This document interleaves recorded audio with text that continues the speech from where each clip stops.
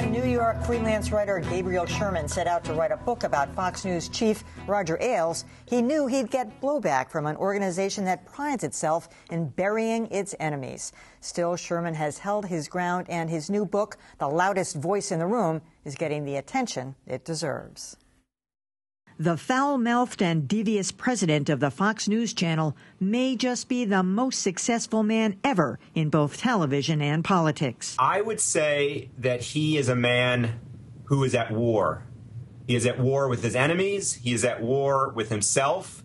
He is at war with the world. That's New York writer Gabe Sherman, whose new book on Roger Ailes is getting notice for what everyone knew but couldn't prove. I mean, I think one of the big reveals of this book is that Roger Ailes never left politics since 1968. Ailes started as a television producer but took his skills to the political arena during Richard Nixon's campaign. And now, says Sherman, Ailes is doing the same thing at Fox. It is his personal megaphone.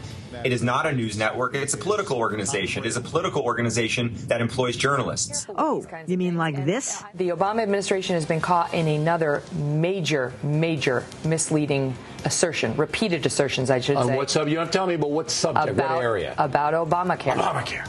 Even before the book was published, Gabe Sherman found himself at the center of a smear campaign.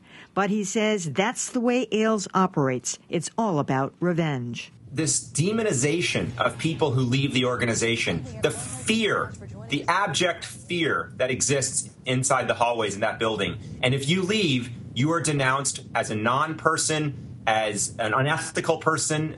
Ex-Fox anchor Paula Zahn should know. Meanwhile, Sherman also gives Ailes his due. After all, he's created the most successful cable news channel in the world. Roger Ailes is not the type of person that's going to retire and play golf. I mean, this is his retirement. Fighting his enemies, going to war against reporters like me, this is what gets him out of bed in the morning. And made him a bundle to boot.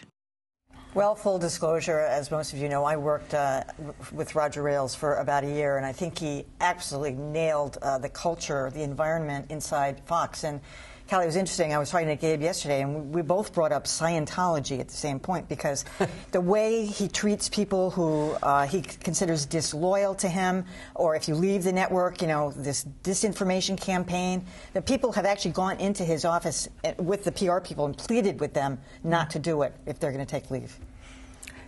Doesn't sound like a savory character. I mean, I think the most important, not important, but interesting piece of information that came out for me was the library room or the war room or whatever they call it, where the librarians were set up to do opposition research on anybody that writes about Fox.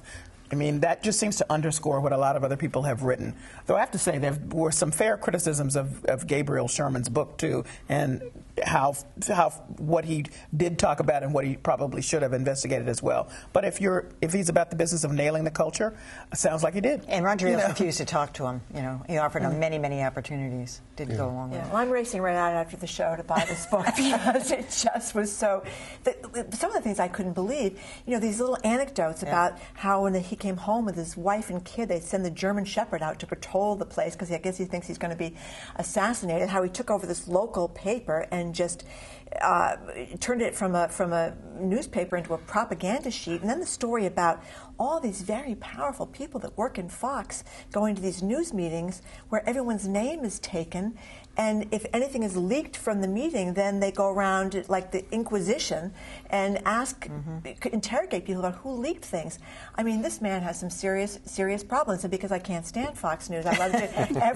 every horrific anecdote I read about him, and he's got this kind of religious, this bellicose religiosity that you see on Fox, that you see in a lot of very fundamentalist Christians. I don't even know what his religion is, but I can't wait to read it because he looks so horrible. I think from reading the excerpt that was in New York Magazine and the other revelations that have been leaked out through various entities, it does seem like he did a good job as a biographer in the sense that you see biographies every day that are kind of paper thin and take a few people's assertions. This was well reported, hundreds of people interviewed. He had the goods on him. The material about the newspaper in Westchester that he owns, for example, is very well detailed, and it's an excellent contribution to the literature. The one thing that I think is a somewhat legitimate criticism of it, though, is that you know, back when I was a history major, one of the things you learn is that the great man vision of history is rarely true. It's not often one guy who really is the dominant force who changes things. And I think when people talk about conservative media, it's very easy to set up Roger Ailes, just as it's also very easy to set up Rupert Murdoch as this all-powerful figure who is the key linchpin of everything. When conservative media has a much longer history that goes back very, very far, and the same sorts of issues have been raised in other. I think there's a slight extent to which it might be over-exaggerating. Roger Ailes is the one figure who determines everything that has happened in our politics over the last few decades. But nonetheless, I think it was a well-reported book and has the goods. Foul-mouthed and devious, Emily? There's going to be some guys in dark suits and sunglasses going through your trash. I also like him. He's immensely likable. Well, he certainly does not come off as immensely likable. And one of the things I thought was interesting about this is that when you were in the setup piece, we saw that Michael Wolff had trashed Gabe Sherman's book, and that was held up as an example of the pushback. What's interesting is that Michael Wolff has indeed trashed Gabe Sherman's book, but he has taken to Twitter to defend himself against the charge that he's doing this on behalf of Murdoch or Ailes or anybody else, and he's saying, yes, Murdoch cooperated with my biography of him, but he hates my biography of him, so no, I have nothing to do with this. So, I mean, it's like everybody seems to have angered everybody at Fox at one time or another.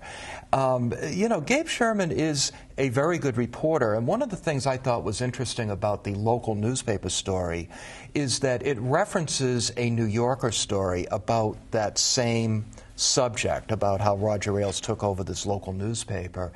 And I remember that story, and it was very well done. But what Gabe Sherman shows is that the New Yorker reporter, Peter Boyer, was somewhat taken in by Roger Ailes, and that there was a lot going on beneath the surface that the New Yorker missed at the time. And then he was hired by Fox. And he was the author of the New Yorker piece. That's right. That's right. All right, moving on.